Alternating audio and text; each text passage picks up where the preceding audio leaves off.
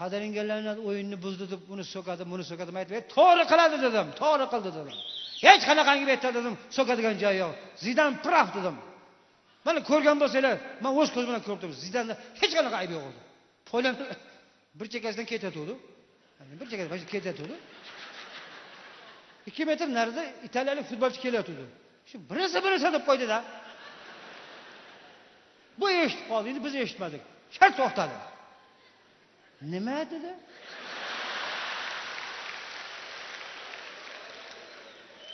Bu narsa dedingmi dedi? Shunda oldiga keldi-da, ko'kragiga lazerni persel bilan jiq deb bitta qo'ydi-da. Nima deydi?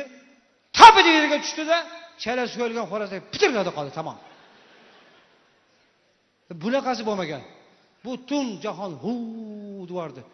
Pitirlab bu yotibdi, sudya yugurib keldi, vakovoylar keldi, maslahatlashib, savishani bo'ldi. Katta qaror chiqarishib, qizil qog'ozni ko'rsatuvdi. Zidan shart chiqib ketdi. Qo'rqmadi. Kalla qo'yishgan qo'rqmadi, chiqib ketishga qo'rqmadi. Shart chiqib ketdi. Oxirgi o'yini qo'rqmadi. Nima uchun? Chunki Zayniddinda u. Bu o'zimizni O'zbekistondan chiqqan futbolist u. Ota boz tagi O'zbekistonlik buni. Qarang, o'zbekligi borda, qiziqqanda. Qarang, haqiqat talab qildi. Qo'rqmadi. Hey dedi, chempionatingga ham dedi.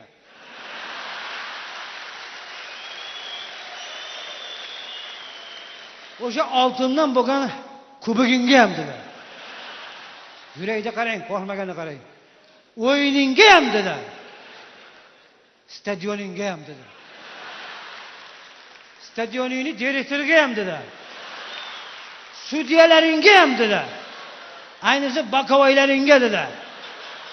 Va meni tomosha qilib o'tirgan 150 ming tomoshabiningga ham dedi. Va televizorda ko'rib o'tirganlaringga ham dedi. Hammaga dedi. O'zbekda shartta chiqib ketdi. Hamma devordi. Endi Zidan tamom toshbo'ron bo'ladi, Fransiyaga kiritilmaydi deganda bo'lmagan gap. Ertasiga Italiya hammani esdan chiqib ketdi, chempion bo'lgan. Hech kim eslamaydi hozir. Zidanni har kuni ko'ryapmiz televizorda. NTV qo'ysang ham kalla qo'yapti, RNTV qo'ysang ham kalla qo'yapti. Bu yoqqa olsang ham kalla qo'yapti, bu yoqqa olsang ham kalla qo'yapti. O'zbekiston birinchi kanali kalla qo'yapti, ikkinchi kanal yoshlar, sport, unisi, buni Toshkentgalar kalla o'chirib qo'ysang ham kalla qo'yapti-da. Bu shunaqa bir mashhurlik keldi. Zidan toshbo'ron bo'ladi deganlik bo'lmagan gap. Jak Shirakni o'zi kutib oldi. Odamlar chempionlardan kutgandan ziyod kutib oldi. Butun Fransiya ko'chaga chiqdi. Italiya hech kim esda qolmadi.